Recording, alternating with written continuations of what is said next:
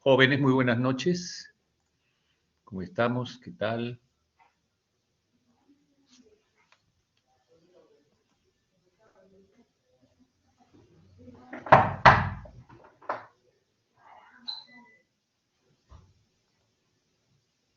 Buenas noches, doctor. ¿Qué tal? ¿Cómo están, chicos?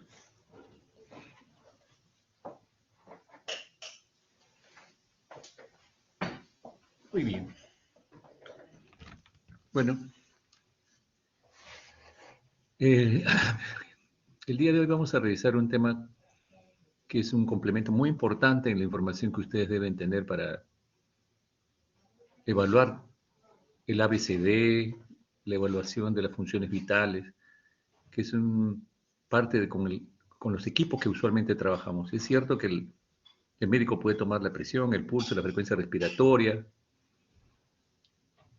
la temperatura, pero para el seguimiento continuo y ver las tendencias, la modernidad ha hecho que los monitores sean un arma invaluable para el seguimiento de los pacientes y poder tomar decisiones muchas veces.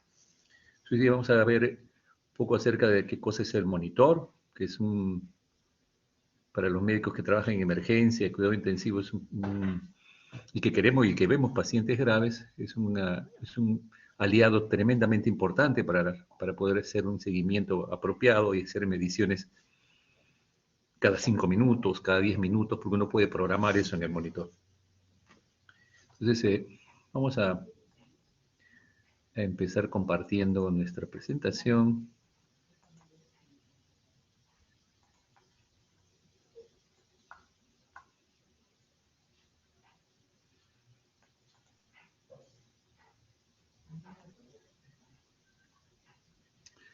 ¿Lo ven? ¿Ven la presentación, jóvenes? Sí, doctor, sí se ve. Sí, doctor, sí se ve. Sí se ve, doctor. Perfecto. A mí lo que no veo son alumnos, solamente veo 20 y tantos alumnos. ¿Qué pasa con...? Espero que estén llegando progresivamente. Bien, entonces, el término monitorear, inicialmente no estaba dentro de la Real Academia de la Lengua Española, pero ya se ha insertado y por definición en la Real Academia de la Lengua Española, monitor o monitorear se refiere a observar ciertos equipos especiales en donde uno puede medir ciertos parámetros fisiológicos o de otra naturaleza para detectar posibles anomalías. O sea, el término monitorear no es exclusivo del manejo del paciente crítico, de emergencia. El monitoreo se hace en una serie de actividades. Es cierto también que el término lo usan en Europa y España, especialmente monitorizar, lo usan a partir de sustantivo monitor y con el sentido de vigilar o seguir determinados experimentos, por ejemplo, cambios fisiológicos en los animales. Y como les decía, en España se pelea el término monitorizar. Nosotros usamos monitoreo, monitorear, y ese es un término que significa más o menos similar a lo que es supervisar, lo que es controlar, ¿no? Por ejemplo, algunos términos no relacionados se dicen, la ONU la terminará con la salida que terminarán monitoreando los acuerdos alcanzados, ¿no?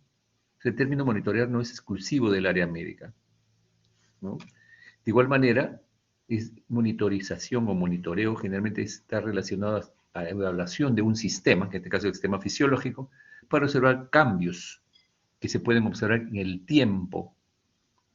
Y para eso se necesita un monitor o un dispositivo de medición. En medicina nosotros hacemos monitorización de enfermedades, condiciones clínicas, ¿no? Varios parámetros fisiológicos a lo largo del tiempo. Ya les decía, en 5, 10, 15 minutos. Pero también se monitorean, por ejemplo, en medicina los ensayos clínicos. Cuando hay ensayos clínicos, los investigadores tienen un monitor que les hace seguimiento de si están cumpliendo las normas, si están haciendo el seguimiento de sus pacientes. El monitoreo del recién nacido, el trabajo de parto también. La monitorización ambulatoria de la presión arterial. La electrocardiografía ambulatoria, ¿no? El monitoreo de los recién nacidos, del bebé. Entonces también lo usamos con mucha frecuencia la palabra monitoreo para el seguimiento, evaluación de sus funciones vitales. La tecnología ha generado monitores ya portátiles de 3, actualmente 5 parámetros es el más utilizado, o a veces tenemos más parámetros que se puede ir. Hablamos del término parámetro como parámetro fisiológico o medición fisiológica que vamos a hacer. Y definitivamente estos equipos han cambiado, ¿no? De ser solamente pequeños y portátiles a ser parte de emergencia, y es importante conocerlos porque, si bien es cierto, me pueden dar la frecuencia cardíaca, la frecuencia respiratoria, la presión arterial, la saturación. Hay otros equipos que nos pueden dar más información. Le vamos a ver este pequeño video que me parece va a ser útil.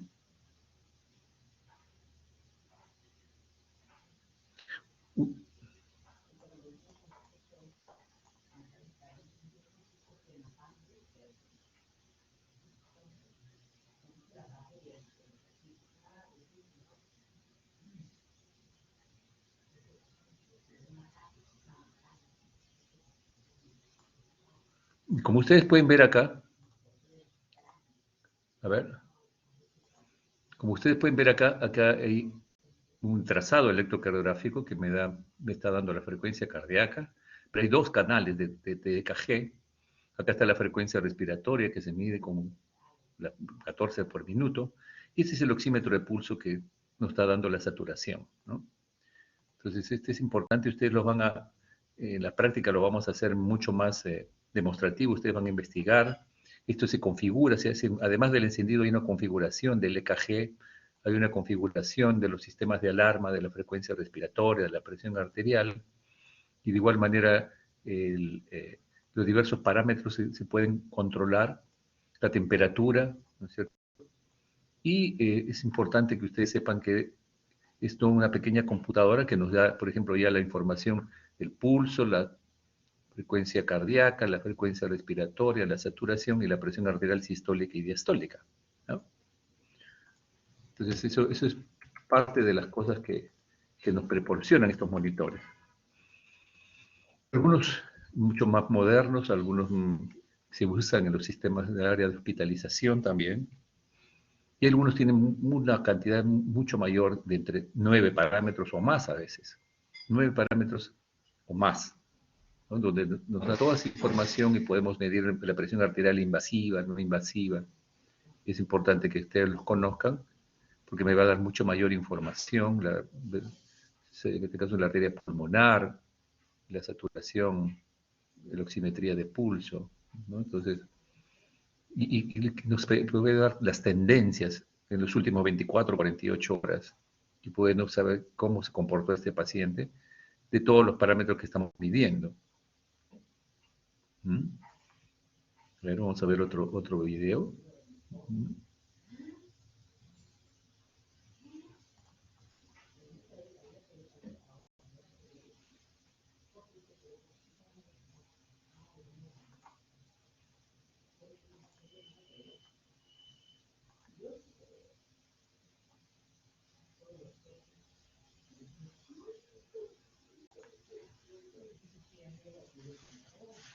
Es un monitor.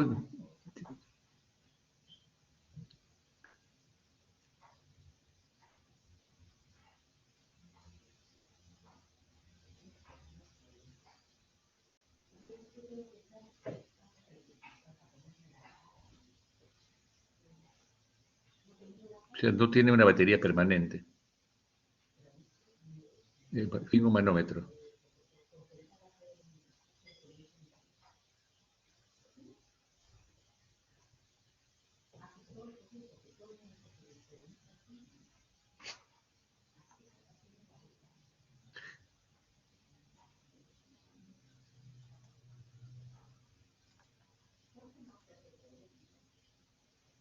Entonces, lo más interesante de todo esto es que a través de estos cables es que se hacen las mediciones y no se muestran en la pantalla. La temperatura es axilar o en el dorso, no es ni oral, y el resto de parámetros se detecta a través de ciertos cables que se colocan sensores en la... Pero vamos a ver qué cables se ponen, a ver.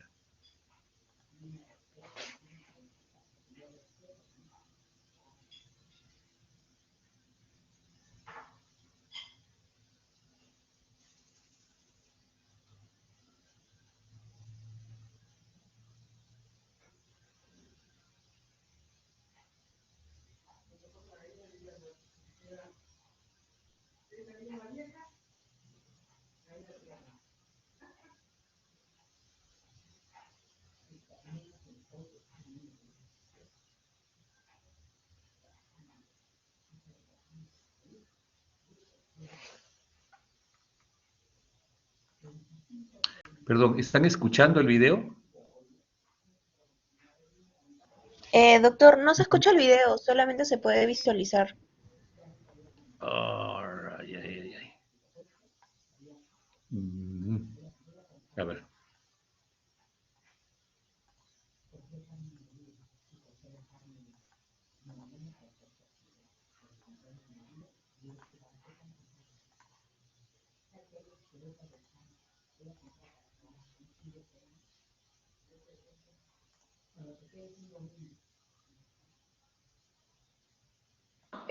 La parte de ¿Se conexión escucha en el ahora? equipo también vamos a encontrar la misma guía. Sí, doctor. Sí, De conexión se escucha el clic.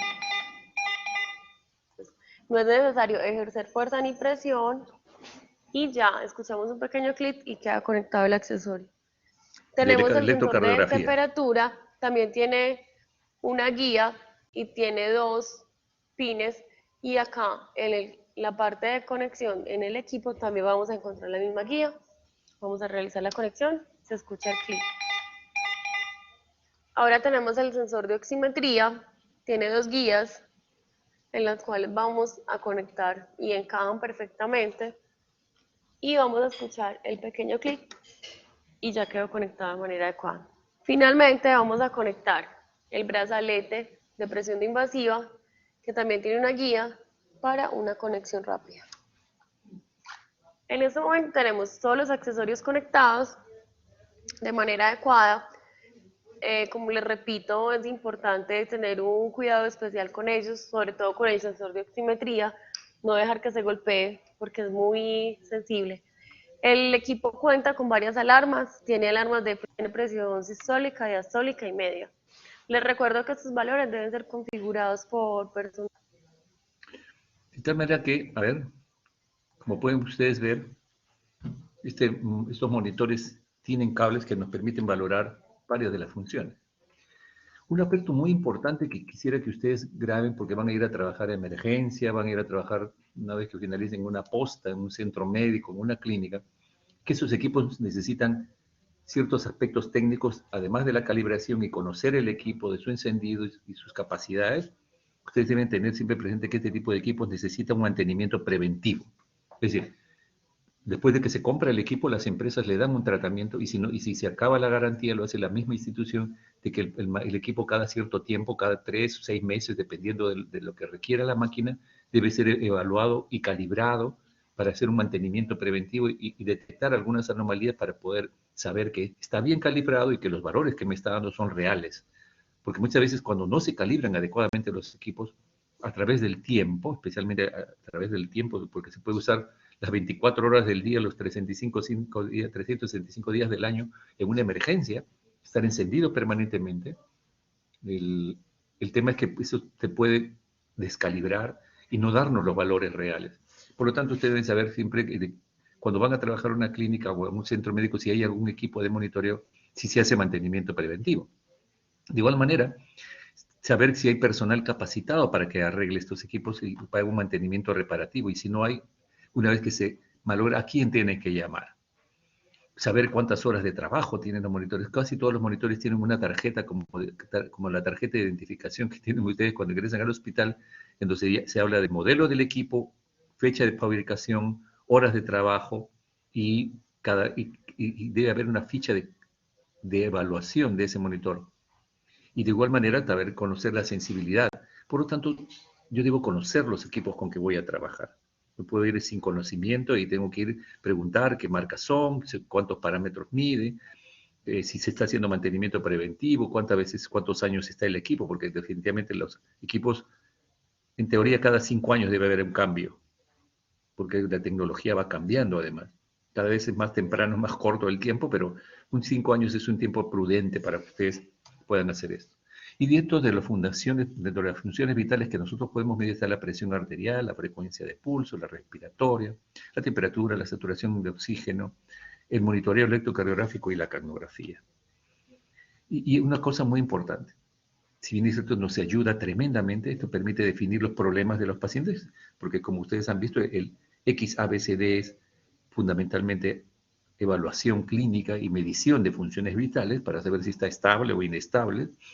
Permite estratificar y definir la severidad de la enfermedad, ¿no es cierto? No es lo mismo tener 12,8 que tener 160 o que tener 80-50 de presión arterial. Permite evaluar la respuesta al tratamiento inicial. Si alguien llega con desaturación y le pongo oxígeno, me permite evaluar si está mejorando la respuesta al tratamiento. Y permite además definir la conducta luego del tratamiento inicial. ¿Está respondiendo o no está respondiendo? Si no está respondiendo, ¿qué voy a hacer? Y yo tengo que informar cómo ingresó el paciente con los parámetros que me puede dar el monitor, cómo evolucionó con el tratamiento inicial que le di y cuál va a ser la conducta subsecuente. Por lo tanto, me permite definir conductas, continuador de tratamiento y también definir el pronóstico del paciente. Entonces, este sistema de medición a través de los monitoreos es un trabajo tremendamente importante porque con toda esa información pueden ustedes tomar decisiones importantes para la vida del paciente. Y con este tipo de monitores medimos la presión arterial. Y la presión arterial puede ser fundamentalmente, como ustedes han escuchado, una presión arterial no invasiva. O sea, es a través de un esfigmomanómetro que está conectado al monitor y que yo puedo programar que si puede medir la presión arterial cada 3 minutos, cada 5 minutos, cada 10 minutos o cada 6 horas, dependiendo de la enfermedad del paciente. Pues es una pequeña computadora. Y por consiguiente me da la presión arterial sistólica, la diastólica y la media, ¿no? Una cosa importante es que algunos de los monitores pueden medir la presión arterial invasiva, no todos. Y siempre la presión arterial invasiva es mucho más exacta que la presión no invasiva. De igual manera, la frecuencia cardíaca, ¿no es cierto? Y quería este pequeño gráfico mostrarles por qué la presión arterial invasiva es más exacta que la no invasiva. Y es que este es una arteria, la arteria humeral, que me puede dar un valor de 120-80. Cuando un paciente está deshidratado, está hipotenso, está con una tremenda descarga adrenérgica, ¿cierto? Hay una vasoconstricción y por consiguiente cuando yo tomo la presión arterial en un vaso normal me va a medir 120-80, pero si el vaso hay cierto grado de constricción, me puede dar valores más bajos porque cuando yo mido con este esfigmomanómetro realmente no estoy midiendo la presión arterial, estoy midiendo la tensión de la pared. Y por consiguiente cuando mido la presión voy a darme valores más bajos si es que el paciente está con shock, por ejemplo. Y si usa vasopresores, cuando alguien está con vasopresores, acá es importante pensar que va a hacer mejor las mediciones si le pongo un catéter intraarterial y mido la presión arterial invasiva. Saber que hay una diferencia de 10 a 15 milímetros con los valores de la presión de un paciente que necesita una presión invasiva. De igual manera que la presión arterial debe ser personalizada y ustedes ya lo hemos revisado en shock. Lo que me interesa es tener una presión arterial media apropiada que perfunda sus tejidos, una presión media de 65 a 70. Habrá pacientes que tienen presión más baja y necesitar presiones más bajas, pero lo que les interesa es cómo está la perfusión. A los hipertensos algunos consideran que debemos tener valores un poco más altos, como hemos conversado, pero en general se considera que 65 a 70 es una media que permite una buena perfusión de los tejidos. Y esto está relacionado a varios estudios, uno de ellos en relación a la presión arterial sistólica y diastólica, en donde cuando tenemos una presión arterial sistólica entre 120 a 140 y una presión diastólica entre 70 a 80, cuando no se cumplen estos parámetros, hay una perfusión orgánica reducida, no solamente porque no se llega a una presión arterial media, por lo tanto estos son los valores de presión arterial ideal. Y ya hemos analizado algunos índices que pueden ser índice sistólico, índice de shock corregido, índice de shock diastólico, que me permite valorar al paciente inestable. Y por consiguiente, nuevamente, la idea es buscar una presión arterial media que permita una perfusión tisular adecuada. Otros parámetros importantes son la temperatura, 36,8. Por ejemplo, acá, 36,8. Esta temperatura tenemos que considerarla con cierto cuidado porque es una presión arterial, en este caso de la piel, puede ser de axilar, pero muchas veces la temperatura axilar no siempre refleja la temperatura central o la temperatura oral y se asume que tenemos entre la axilar y la oral aproximadamente un medio grado de diferencia. La frecuencia respiratoria también es importante, ya hemos dicho que de todas las funciones vitales, siempre en la frecuencia respiratoria es algo que debemos observar mucho más acuciosamente, porque es un parámetro que nos puede permitir detectar pacientes críticos, siendo la frecuencia respiratoria Si bien es cierto, puede ser la fiebre, el taquicardia, la hipotensión, pero la frecuencia respiratoria es un parámetro que siempre debemos analizar en el contexto del clínico del paciente, ¿no? Algunas máquinas nos hacen medición del CO2 expirado, que es el capnometría, y acá nos están dando en kilopascales. Estos kilopascales son unidades internacionales de presión, que si yo quiero obtener en milímetros de mercurio, lo divido entre 0.133.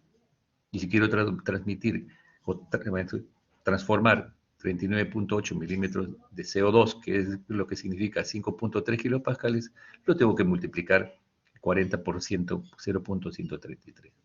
Otro dato importante es la temperatura, ¿cierto? La temperatura a través de sensores cutáneos y algo que es muy importante que ustedes están fijando, es que la hipotermia es uno de los parámetros que especialmente en los politraumatizados, pacientes que sufren hipotermia en lugar de fiebre, como los ancianos, genera alteraciones de la coagulación, genera signos de hipoperfusión, puede ser una manifestación de shock tardío.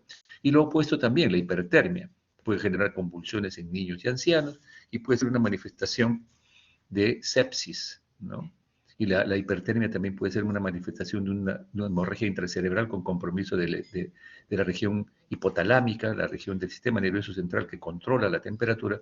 La hipertermia puede ser una manifestación de compromiso neurológico.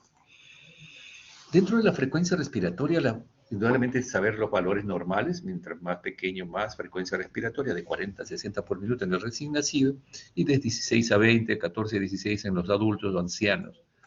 Dentro de estos tipos de alteración del patrón respiratorio, uno debe observar el patrón respiratorio. Y a veces, una de las cosas más interesantes es que hay periodos breves de apnea, y esto es bien interesante, especialmente con la respiración de Cheyne-Stokes. Los pacientes con insuficiencia cardíaca, con problemas neurológicos o problemas metabólicos severos, pueden tener una respiración de Cheyne-Stokes, por una respiración rápida, y luego hacen apnea prolongada, y mantienen una saturación adecuada. Va bajando algo la saturación y nuevamente vuelve a respirar. Entonces eso siempre, observar el patrón respiratorio, eso a veces se evidencia en las gráficas que uno obtiene en el monitor. Una frecuencia respiratoria disminuida, una respiración normal, eupnea, o la disnea, la frecuencia respiratoria incrementada por dolor, por insuficiencia respiratoria. Algunos patrones respiratorios característicos, como respiración así profundas y sin pausas, como la de Hercús-Paul, relacionada a acidosis metabólica, ustedes saben, la cetoacidosis diabética, o cualquier acidosis metabólica severa, la ortopnea, que saben ustedes que es la dificultad respiratoria cuando uno toma la posición de cúbito dorsal, la polipnea, la taquipnea, y en relación a la presión, especialmente el pulso. Acostumbrémonos a evaluar el pulso mucho más acuciosamente, ¿no? Si bien es cierto, el monitor me permite medir la presión arterial, uno debe tratar de correlacionar esos valores de presión arterial con la intensidad del pulso. El pulso es amplio, está un poco intenso, y todas las características del pulso, frecuencia, intensidad, amplitud, ¿no es cierto? Regularidad, y es muy importante.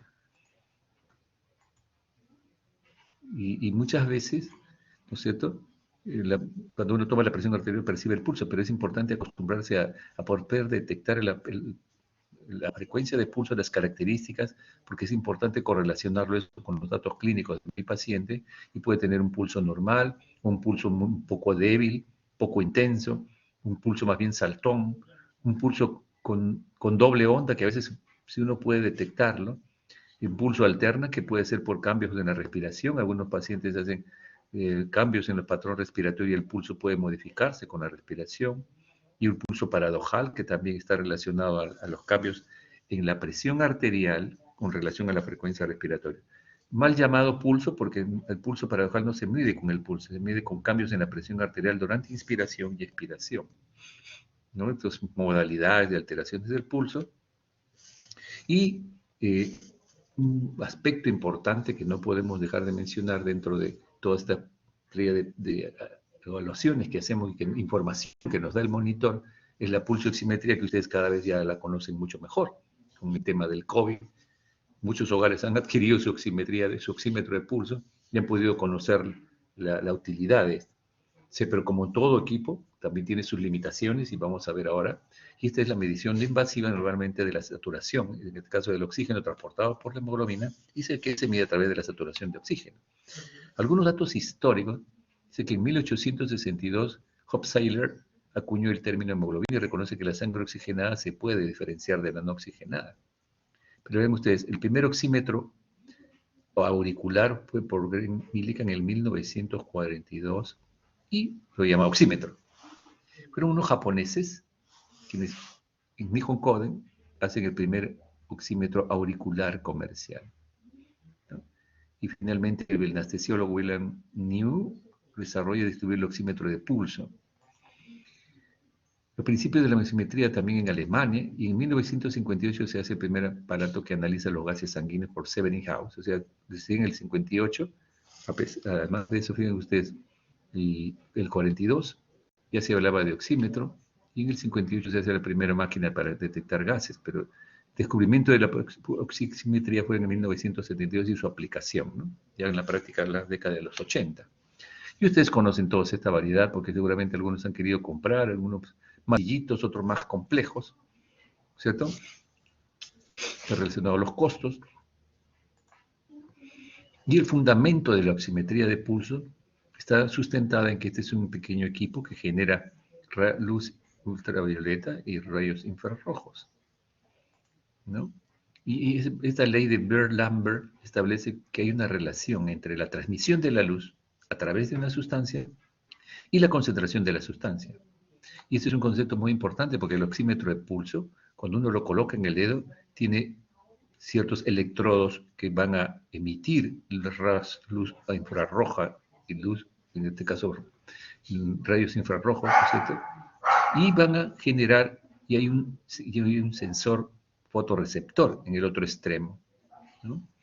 Entonces este fotorreceptor, que está en el lado opuesto, el mecanismo que permite la lectura es que cada pulsación de la sangre arterial, en este caso está ingresando sangre y sale sangre. Ingresa sangre y sale sangre. Entonces, este es un equipo que detecta eso. Y este dispositivo emite luz de dos longitudes de onda, 660 y 940, típicas de la oxihemoglobina y de la hemoglobina desoxigenada o reducida. Esta luz es absorbida por el tejido conectivo, el hueso, la piel, y es necesario que haya pulso arterial para que el aparato reconozca la señal. Vean ustedes, este rayo infrarrojo, luz ultravioleta y rayo de 660 nanómetros, infrarrojo 940, y este rayo traspasa todo el dedo, en donde va a absorber, en este caso, la absorción de luz constante debido a la sangre arterial pulsátil, hay absorción debido a la sangre venosa también, absorción de luz constante debido al tejido y al hueso, y este detecta el cambio. La medición se basa en el flujo arterial que detecta la hemoglobina oxigenada y desoxigenada. Entonces, estos diodos luminiscentes que van a atravesar, detecta luz infrarroja y luz roja de esta amplitud de onda, y la hemoglobina reducida, desoxigenada, absorbe más luz roja que la oxihemoglobina. La oxihemoglobina absorbe más luz infrarroja. Capta la luz roja e infrarroja no absorbida en cada longitud, y eso a través de un microprocesador determina la cantidad de hemoglobina reducida y oxigenada presente en este caso. Estos oxímetros tienen también errores de lectura. Excesiva luz pueden alterar la medición. Si hay temblor en el dedo, si hay interferencia electromagnética, si hay muchos equipos o un motor de mucha potencia cercano puede generar interferencia electromagnética. El volumen del pulso, indudablemente, se necesita presencia de pulso. Si es un paciente en shock, que no se detecta el pulso, siempre va a sonar la alarma, pero no necesariamente está desaturando. Hay que sacarle unos gases arteriales por eso, porque depende también de que haya un buen pulso para la detección de la hemoglobina. Y los pacientes con vasoconstricción por medicamentos, por frío, por shock, puede estar alterado. La hipotermia, las drogas vasoactivas también alteran esta vasoconstricción. Las alteraciones de disehemoglobinas, intoxicación por monóxido de carbono, pulsaciones venosas, esmalte de uñas. Ven ustedes, las ondas de medición han variado en el tiempo, se han usado pequeños sensores en los deditos de los pequeños, en los pies, se han ido descubriendo nuevas estrategias, y hay una correlación muy importante entre la saturación de la hemoglobina y la presión arterial de oxígeno. 90 de PO2, 98 de saturación. ¿Cierto? Cuando la saturación cae alrededor de cuando el PO2 llega alrededor de 60, la saturación está en el 90 y de ahí puede caer abruptamente, ¿no? Entonces es importante saber que la curva de saturación de hemoglobina se modifica. Cuando uno respira 100%, que puede tener 677 de PO2, porque definitivamente cuando uno le pone máscara en reservorio, alguien más o menos entre 500 a 600 llega la presión arterial de oxígeno. La saturación de 98 en 100, y por eso es que después baja a 95 y cae a 80, en 90, 60 milímetros de mercurio, y es a partir de acá en donde cae abruptamente, como ustedes pueden ver, 48, 40, y aquí hay una hipoxemia severa. Por eso el criterio de insuficiencia respiratoria se da con menor de 60 milímetros de mercurio.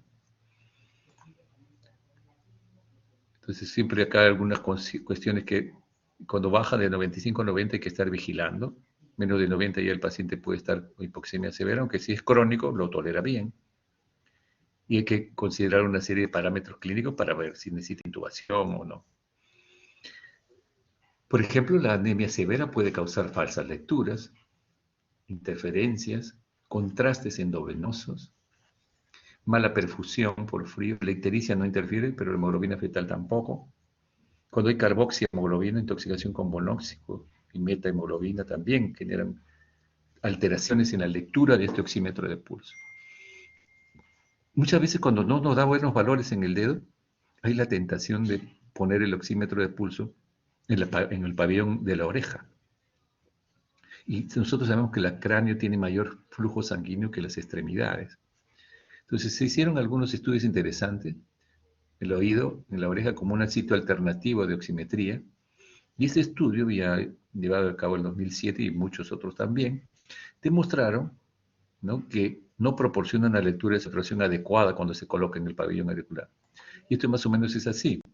Si yo uso un oxímetro de pulso convencional y además saco unos gases arteriales, porque esta es saturación de una sangre arterial, al ser unos gases arteriales, si yo correlaciono la oximetría de pulso con los gases arteriales, hay una correlación muy cercana entre ambos valores, ¿no? Es decir, entre la saturación arterial del dedo y la saturación, hay una correlación muy cercana entre ellos. Pero si yo hago una correlación entre la saturación del pabellón auricular y unos gases arteriales, vean ustedes la dispersión de valores, quiere decir que no refleja el pabellón auricular los valores reales de saturación cuando yo utilizo un oxímetro inadecuado en el pabellón auricular. Es más o menos, este es el mismo artículo que trata de mostrarles la pérdida de... La recomendación es que el oxímetro de pulso debe de ser solo en el sitio en donde está indicado, colocar en el clip sensor en el dedo y en la oreja, no da unos valores reales de saturación, ¿no? El otro aspecto que también necesitamos revisar, ¿no es cierto? Necesitamos revisar es el monitoreo electrocardiográfico. Ahí vamos a ver qué nos dice aquí el pequeño video que les tengo para ustedes. No pude bajarlo, así que tuve que... Ok, entonces lo van a revisar ustedes. Hola, urgencieras y urgencieros, emergencieros y emergencieras, y a todos aquellos que habéis decidido pasar un rato aprendiendo electros. En este vídeo vamos a hablar sobre los errores en la colocación de cables y electrodos que pueden dar lugar a una técnica errónea, a una interpretación falsa e incluso a procedimientos e ingresos innecesarios en el paciente. Por eso... Eso también lo van a ver ustedes con calma, pero la intención que deben saber es que hay que colocar ciertos electrodos en el tórax, y estos electrodos son los que se conectan al monitor y al final nos van a dar valores, imágenes del ritmo cardíaco, y dependiendo de las derivaciones en que yo lo programe, va a permitirme imágenes como esta, por ejemplo, ¿no? Y un concepto muy importante es que el monitoreo electrocardiográfico me va a permitir ver si es rítmico o arrítmico. Y si hay imágenes anormales, el monitor no es para hacer diagnóstico electrocardiográfico. El monitor es para poder evaluar si el paciente tiene un ritmo, si su ritmo cardíaco es rítmico o arrítmico o hay imágenes anormales. Cuando yo observo eso, tengo que tomar un electrocardiograma. Por ejemplo, en este caso, me puede decir que mido la frecuencia QRS y la onda P, QRS y T, todo aparentemente normal, pero si empiezo a observar estas anormalidades, yo digo, de repente me está haciendo bradicardia, pero va a depender también que yo haya programado, haya calibrado la máquina adecuadamente. Entonces tendré que tomar un electrocardiograma. O que empiezo a ver estas imágenes como que parecieran una taquicardia supraventricular porque son complejos QRS pequeñitos, en este caso QRS angostos, ritmo normal, PQRS-T, PQRS, y ahí se dispara. Perdón. Nuevamente, o QRS anchos, tengo que tomar un electrocardiograma de todas maneras. Puede ser extrasístoles o disociación, un bloqueo de tercer grado, de la P va por su lado, y como no hay conducción desde el aurículo hacia el ventrículo, estos son ritmos de escape ventriculares. De igual manera, acá puede ser salvas de extrasístoles ventriculares, dos acopladas, pero acá hay como un acúmulo de contracciones ventriculares prematuras y es una taquicardia ventricular, motivo por el cual tengo que tomar un electrocardiograma a ese paciente. Y si lo estoy monitoreando, esto puede comprometer la vida del paciente y debo tomar un electrocardiograma y si no me da tiempo tendré que actuar para tratar esta situación. Por ejemplo, este es un torsade, pongo una taquicardia, vean ustedes cómo la morfología del complejo va modificándose, grandes, anchos, más chicos, y este es una taquicardia multifocal, o sea, un torsade de Pons poco frecuente, pero se da en el contexto del QT y es una enfermedad que puede generar problemas graves, ¿no? Porque es parte de un paro cardíaco o de un inminente paro cardíaco, porque puede haber taquicardia ventricular con pulso y taquicardia ventricular sin pulso. ¿No? Acá podemos ver también, parece es una fibrilación auricular, pero hay algo de regularidad entre QRS y QRS, esto puede ser un flutter también. Entonces, para concluir este tema del monitoreo electrocardiográfico, me permite mirar las imágenes, pero también podría yo tomarle y me obliga a tomarle un electrocardiograma cuando el paciente no está estable, cuando no hay imágenes apropiadas. En el caso de la capnografía también me permite medir el CO2 expirado. Se puede medir durante un ciclo respiratorio, no todos los monitores lo tienen, pero el CO2 es un parámetro que permite, en los últimos años se le ha dado mucha importancia porque el CO2 expirado puede permitirme saber si intubo adecuadamente al paciente y además si elimina el CO2 adecuadamente, si es que el pulmón está siendo perfundido con manejo de parte de shock, que no lo hemos mencionado, pero que es importante que lo tengan como información general. Entonces el nivel de CO2 es útil en el monitoreo de shock durante intubación e insuficiencia respiratoria, para tipificar indudablemente también el tipo de insuficiencia respiratoria y una serie de curvas del CO2 cuando el paciente expira, que nos da una idea. Bueno, entonces, hasta aquí hemos revisado una visión de qué cosa es un monitor, qué parámetros fisiológicos estamos midiendo, la importancia de la medición de la presión arterial sistólica, diastólica y media, la importancia de la frecuencia cardíaca, la importancia de que yo correlacione las mediciones que estoy mirando que hace la máquina con la evaluación del pulso que hago de mi paciente. Y un dato que desde el inicio les digo es que siempre deben conocer si estos aparatos tienen mantenimiento preventivo, años de servicio y si hace mantenimiento cada qué tiempo. La temperatura, la frecuencia respiratoria, parámetros de la frecuencia respiratoria y de igual manera la saturación de oxígeno que es tan importante para la evaluación de los pacientes. Todo esto es muy importante, que deben conocer el equipo. Una parte que de los últimos años todos estos sesgos que nos llevan, errores que nos permiten a veces, que existen en estos equipos, y en los últimos años yo les voy a dar un avance de las tecnologías que en los últimos años, y ustedes, para cuando lleguen al internado, cuando lleguen a ser médicos asistentes, y tengan que tomar decisiones, cuando tengan que participar en la compra de equipos, cómo están las tecnologías avanzando, doctor. Indudablemente que el monitoreo virtual, la telemedicina ha cambiado mucho este tema. Hay sistemas de monitoreo hospitalario, en UCI, en emergencia, en donde el jefe puede ver su servicio y ver cada paciente a través de ciertos pequeños softwares que existen. Y puede ver cómo está su paciente, cómo está evolucionando, y a través de sistemas virtuales. Eso es un lado de la telemedicina, pero el objetivo aquí es qué tecnologías se han desarrollado para que esta oximetría de pulso nos dé mejor información sobre el uso de... Al final, nuestro paciente crítico, una de las cosas que más hemos trabajado en todo este tiempo, desde que hemos iniciado las prácticas, es cómo le llega oxígeno a la célula, ¿no es cierto? Que tenga una buena presión arterial, que tenga una buena función respiratoria, cómo está transportando ese oxígeno, si tiene buena hemoglobina para transportar el oxígeno adecuadamente, cómo se transfunde, cómo el politraumatizado yo lo evalúo y sé si está llegando el oxígeno adecuadamente al cerebro, a cada uno de sus tejidos, porque al final el objetivo de ustedes y nuestro en este curso es evaluar cómo está llegando el oxígeno a sus tejidos, ¿cierto?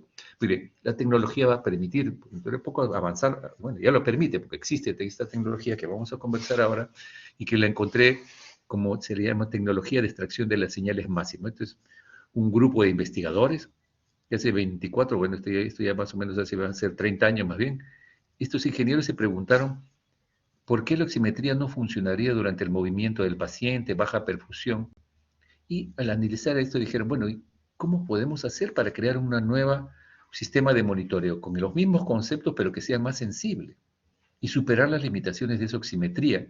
Porque si hay baja perfusión y se mueve el paciente no puedo evaluarlo. Entonces esta oximetría estaba plagada de faltas de confiabilidad, la industria se había rendido, consideraba el problema que no se podía resolver, y nosotros teníamos que convivir pues con que las alarmas sonaban a cada rato. Por eso le digo, el paciente en shock, si le pongo el oxímetro de pulso va a estar sonando a cada rato que está desaturando, pero el problema es porque no le llega suficiente sangre al dedo, y que usted sabe muy bien que las extremidades son una parte muy sensible a su constricción. Muy bien, entonces todos ellos se preguntaron y empezaron a investigar y encontraron que funciona bajo el supuesto de que al mirar el pulso y normalizar la señal sobre la señal pulsante, la saturación se puede medir y sin calibración. Entonces ellos empezaron a ver cómo podemos calibrar mejor esta oximetría venosa, esta oximetría arterial. Entonces, durante el difícil, bueno, lo concreto es que se han hecho más de 100 estudios que han demostrado que esa tecnología supera a las demás tecnologías. ¿Cómo es eso? Entonces, estos investigadores miraron la misma señal de oximetría de pulso, crearon nuevas posibilidades al emplear técnicas avanzadas de procesamiento de señales, sensores paralelos y filtros adaptativos, y podían encontrar una señal arterial que permitiera un monitoreo más preciso en este caso de la saturación de sangre arterial. O sea, usaron sensores mucho más sensibles, mucho más complejos, más completos, y se usaron de procesamiento de señales, ¿no? Entonces, después de 6 años de investigación y desarrollo, estos investigadores de Massimo Zet debutó en 1965 y ganó el premio a la excelencia por innovación tecnológica. Y después de ese momento, los médicos medios escépticos trataron de comparar estas tecnologías nuevas con las que ya existentes, y ellos empezaron a demostrar algunos datos como, por ejemplo, que la saturación de oxígeno arterial medida por oximetría no invasiva es incapaz de evaluar en el rango hiperóxico, de cuando ya se excede. Y además la percepción de oxígeno, volvieron a insistir sobre las limitaciones, pero empezaron a hablar de una tecnología actualizable donde se podía ver la saturación de oxígeno, la frecuencia de pulso. Empezaron a hablar con estos nuevos sensores implementados en sus equipos de un índice de perfusión, de la hemoglobina total, del contenido de oxígeno, índice de variabilidad pletismográfica. Algo que no hemos conversado es que, si bien es cierto, yo detecto la oximetría de pulso con la saturación de hemoglobina, también puedo detectar la frecuencia de pulso. Y eso se hace porque aumenta el volumen del dedo cuando late, y eso es a través del movimiento que genera la llegada de sangre arterial, a través de un método pletismográfico, detecta la frecuencia de pulso. O sea, mientras que la saturación la detecta a través de emisión de rayos rojos e infrarrojos, de 640 y 900 de nanómetros, el pulso lo detecta por un método pletismográfico de cambio de volumen del dedo, y eso lo sensa la máquina, y por eso habla acá de un índice de variabilidad pletismográfica, ¿no? Metahemoglobinemia, carboxihemoglobina, que para esto sí se necesitan métodos mucho más complejos, ¿no? Y estos son los nuevos equipos que ellos han diseñado, que seguramente en algún momento los vamos a tener que conocer en nuestro país. No he visto de alguna empresa que los traiga todavía, no no tengo información. Pero es importante porque a través de la filtración de la oximetría de pulso, que lo digitaliza, lo filtra y lo normaliza, puede detectar una serie de oximetría de pulso convencional o un filtro adaptativo y hace una evaluación y análisis de esa información. Y ese es un procesador, una pequeña computadora que va detectando cada uno de los parámetros que vamos a conversar ahora, ¿no? Entonces, permiten la distinción entre la señal arterial y venosa durante el movimiento. Eso es bien interesante. Y, a pesar de una baja perfusión, permite hacer un diagnóstico de la saturación. El pico de la gráfica de derecha se elige entonces como saturación. Entonces, ante esta nueva tecnología empezaron a utilizarse estudios con los convencionales. Por ejemplo, Nellcor es una empresa que produce oxímetros hace muchos años, junto con los monitores, y se compararon con las nuevas tecnologías. Y vean ustedes, eventos verdaderos perdidos, hubo un 43%, mientras que acá tenía solamente un 3% de falla en la detección de alarmas falsas. En este caso, no, aquí definitivamente a veces no informaba adecuadamente. De igual manera acá, falsas alarmas, es mucho más sensible los equipos con estas nuevas tecnologías de sensores que podían permitir diferenciar la sangre arterial del pulso arterial del venoso.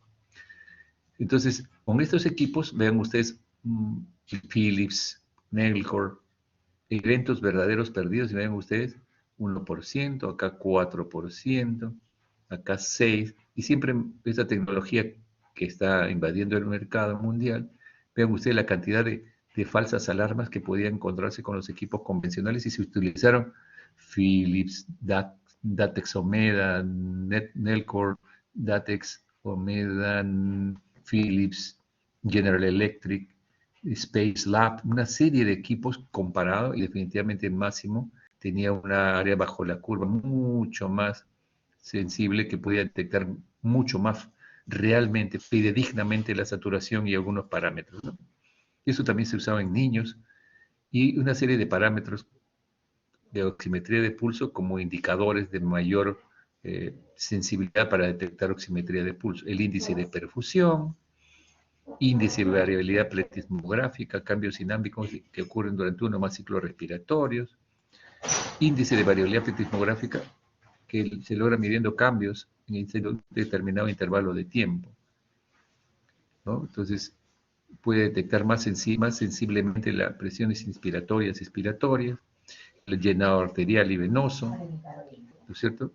Puede detectar estos monitoreos, no solamente el índice de variabilidad pletismográfico, sino también la saturación de la hemoglobina, la oximetría regional, ven ustedes, de oxígeno pericranial, la hemoglobina total, monitoreo de la función cerebral en la siguiente generación. Están una imagen más completa del cerebro con canales simultáneos de electrocardiografía inclusive, ¿no? O sea, ya no solamente se han dividido el tema de la oximetría de pulso, sino también oximetría del nivel craneal, oximetría regional, espectroscopía infrarroja cercana para medir la saturación de oxígeno del tejido cerebral, a controlar la oxigenación, que la oximetría de pulso por sí sola no necesariamente nos refleja lo que está ocurriendo.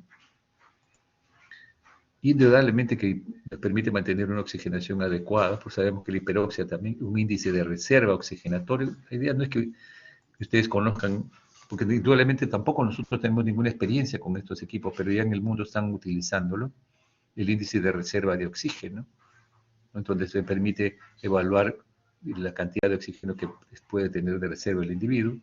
Una utilidad clínica de este índice de reserva de oxígeno, en estudios en anestesiología existen ya, apnea prolongada en pacientes perioperatorios, en saturación en pacientes sometidos a cirugía compleja, ¿no? Entonces, este monitoreo de la oximetría a través de la tecnología Máximo ha sido un avance tremendo porque permite que los métodos convencionales de oximetría de pulso se puedan avanzar mucho más, evaluar algunos índices oxigenatorios mucho más cercanos que seguramente ustedes cuando salgan pasen al trabajo hospitalario y hagan la residencia, seguramente vamos a tener acceso a esa información y tienen que solicitarla y buscar esa información, porque hay pues se pueden salvar vidas, como ustedes saben, cuando uno tiene mejor información para los pacientes, ¿no? Y por último, ya el monitoreo electrocardiográfico, ¿no es cierto? Que ustedes saben, como hemos conversado, el monitor me permite el monitoreo electrocardiográfico, pero si veo alguna anormalidad, tengo que tomar un electrocardiograma. Entonces, aquí hay varios links para que ustedes puedan, yo les voy a enviar esta presentación, las vamos a colgar ahí, las vamos a enviar para que ustedes lo tengan. Y definitivamente, entonces, el monitor,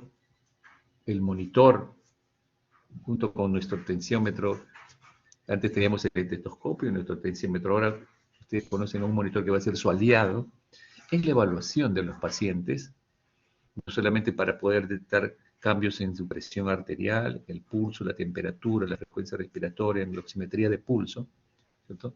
Puede detectar cambios electrocardiográficos que obliguen a ustedes.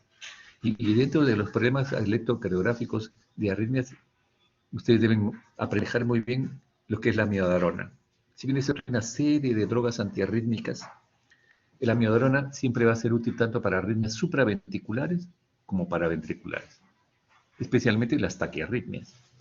Taquicardia supraventricular, taquicardia, la flúter, la fibrilación auricular, uno puede usar amiodarona. Y cuando uno ve extrasístoles muy frecuentes y ve QRS anchos y parece taquicardia ventricular, uno puede usar amiodarona. Entonces, el mejor aliado para ustedes en emergencia siempre va a ser la amiodarona. Aunque hay otros antiarrítmicos que también podrían usar. Adenosina para la taquicardia auricular paroxística, conocer bien un cevilanib. Pero definitivamente, ¿cuál es la ventaja de la amiodarona? Que no genera hipotensión y que no se debe usar por mucho tiempo porque tiene algunos efectos colaterales cuando uno lo usa mucho tiempo.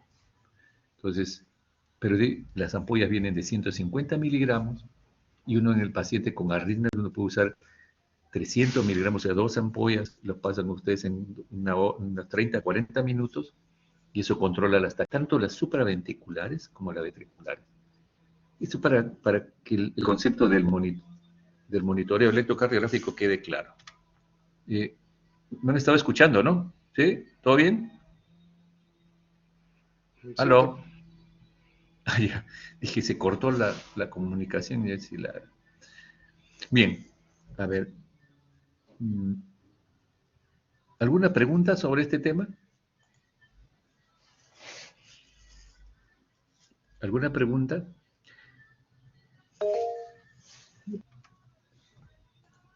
Sí, doctor, Dime, tengo una Wum. duda. Sí, doctor. Con respecto al oxímetro, en pacientes que hay un pulso variable entre brazos, ¿podría haber un error en la toma de la oximetría o no debería haber, no debería afectarlo? No, lo que tiene que haber es un buen pulso, nada más. Si hay variable entre uno y otro, no tiene por qué. Esto está más relacionado a la cantidad de oxígeno que transporta la hemoglobina, ¿no? Si transporta bien su hemoglobina, su pulmón está bien, la variabilidad del pulso no te va a modificar eso. Lo que sí he visto más bien en esta pandemia, y hay varios estudios bien interesantes, ¿no? Que la raza negra, pero negra como la que existe en Estados Unidos, bien oscuritos, han detectado que hay un porcentaje importante en la raza negra que puede dar valores aparentemente más bajos de lo que realmente son.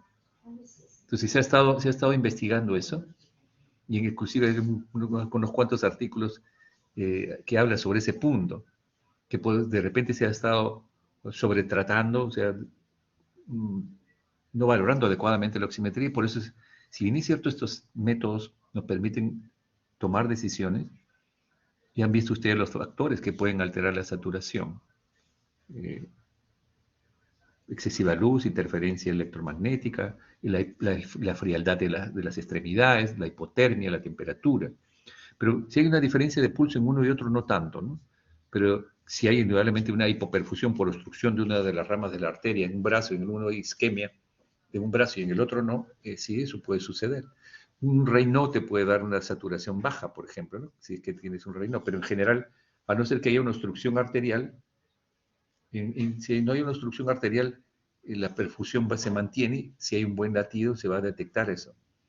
Es cierto que cuando el paciente está hipotenso y en shock, eso va a dar falsos valores, porque si ustedes, como han podido ver, se toman unos gases arteriales en el paciente en shock, mejor, porque vamos a hacer la saturación, ¿no? Porque no va a detectar, es un equipo que no detecta cuando hay una disminución en el pulso, inclusive cuando hay excesivo movimiento en la extremidad.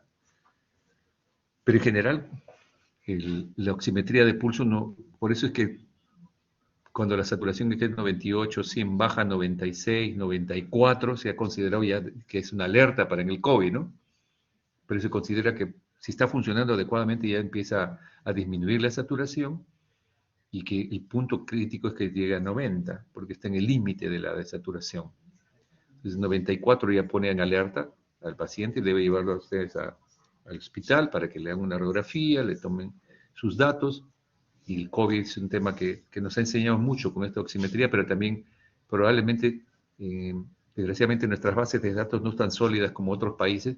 Ellos han podido agarrar 40.000 pacientes, sí, más o menos fueron 40.000 pacientes, y dividieron que los que tenían raza blanca, raza negra, y encontraron que a pesar de que compararon la sangre, los gases arteriales y la saturación, y en la raza negra encontraron que no siempre se reflejaba la presión arterial de oxígeno en la saturación y daba valores más bajos.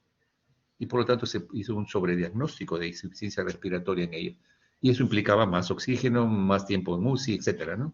Entonces es un dato interesante que necesitamos estudiar más, indudablemente. Y ojalá que con las nuevas tecnologías, Dios quiera que puedan ser más asequibles dentro de poco, puedan tener esa posibilidad de el índice de variabilidad pretismográfica, la reserva de oxígeno, porque son datos que sí, por métodos no invasivos los podemos tener, nos va a dar una información más fidedigna, porque como le decía a usted, el objetivo al final del curso es enseñarles cómo llevar la mejor forma la cantidad de oxígeno que necesitan nuestros tejidos. El cerebro, el corazón, el infarto, el paciente en shock, el paciente que hace insuficiencia renal, ¿cierto? De todas maneras, al final es enseñarle a ustedes que en estas condiciones clínicas que estamos revisando, cómo evaluarlos para poder mejorar el transporte de oxígeno en sus tejidos y por lo tanto mejorar la morbimortalidad de estos pacientes, ¿no? ¿Alguna otra pregunta? Veo que ha sido poquito, ¿no? Gracias, ¿Alguna doctor. pregunta más? Parte de lo que hemos estado conversando, ¿no? Pero faltan como 25, ¿no? Bueno. Muy bien. Si no hay ninguna pregunta, entonces quizás una cosa que siempre es una reflexión, ¿eh? Que nosotros tenemos que saber que cuando nosotros medimos la presión arterial es un equipo que está siendo calibrado para que la presión arterial cero sea la atmosférica. Y les explico. Si ustedes seccionan la arteria de cualquier animal o se secciona artificialmente por una herida pensopenetrante, una arteria radial o una humeral o la femoral, sale un chorro de sangre pero a presión, ¿no es cierto? Eso implica que la presión arterial dentro del organismo es mayor que la atmosférica. Por consiguiente, todos los equipos que este monitor detecta la presión arterial, si nosotros realmente tuviéramos 120/80 y tenemos 760 milímetros de mercurio en la atmosférica, no debería salir sangre a través de la arteria, porque la presión atmosférica es mayor que la arterial. Entonces, lo que pasa es que ese es por convención. Todos los equipos han sido calibrados para que la presión atmosférica sea 760, sea cero. Por eso se hace el seriado cuando nosotros ponemos un catéter arterial. Se hace la calibración. Y los monitores vienen con calibración para que la presión atmosférica sea cero. Y a partir del cero es que se detecta la presión arterial, que es la que hemos considerado normal. Y les explico esto porque, si ustedes nuevamente, insisto, si cortan, sale presión de arteria, sale un chorro de sangre. Eso quiere decir que tenemos una presión mayor que la atmosférica. Y por consiguiente, si ustedes tienen 120/80, su presión arterial sistólica es 880 sistólica. Pero que no podemos tener esos valores tan altos porque por convención se ha decidido que la atmosférica sea cero. Entonces es un dato bien interesante porque cuando en 1800 un investigador, un sacerdote, midió la presión arterial en un caballo con una columna de vidrio. Bueno, tuvo que poner un vidrio muy, muy alto para poder medir la presión en milímetros de mercurio. Y eso ya lo medían en milímetros en centímetros de agua, entonces muchos centímetros. Entonces, fue bien interesante porque a través de los años dijeron, ¿cómo podemos medir si alguien está hipertenso no puede tener pues 1000 de presión? Entonces, se consideró que la presión arterial, la presión atmosférica sea 0 y a partir de ahí se hagan las mediciones. En conclusión, como una anécdota, si alguien tiene 160, pues tiene 860 de sistólica y, ¿no es cierto? Tiene 660 de sistólica, de presión arterial sistólica, y que es su valor real. Lo que pasa es que por convención se ha acordado que la presión atmosférica no se considere que sea 0 y a partir de ahí se hace la medición de 120-80. Es un dato muy interesante porque es parte de la fisiología que debemos saber, ¿no? De igual manera que la presión atmosférica, la presión pleural, dice, hay una presión negativa. La presión negativa no existe. Lo que pasa es que es una presión algo menor que la atmosférica. 5 centímetros de agua es menos que la atmosférica, es la presión pleural. O sea, 760, 755 hay. Pero siempre dice menos 5 centímetros de agua, o menos 10. Y eso se considera porque por convención se considera que la presión atmosférica es 0. ¿No? Entonces, es un dato bien, como una anécdota para que recuerden que tienen ustedes, el que tiene 120 tiene 880 de presión arterial sistólica. Muy bien, eso como anécdota y espero que haya quedado todo claro. Ya nos estamos comunicando. Y les vamos a dejar mañana, seguramente le vamos a enviar a más tardar mañana, hemos quedado con el doctor Hermenegildo, para que ustedes vayan preparando la presentación de este tema de los monitores, monitor multiparámetro. En cada grupo, cada uno va a presentar un tema, cada uno va a hacer medición, evaluación y análisis de cada una de las funciones que hemos conversado hoy día. Y ahí les vamos a enviar la presentación para que puedan aprovechar los links que hay ahí para que lo puedan revisar. Tiene que ser un curso más dinámico, más práctico, indudablemente, pero tiene que ver varios videos y es muy sencillo, es muy sencillo. Muy bien, jóvenes, muy buenas noches, ha sido un gusto estar con ustedes.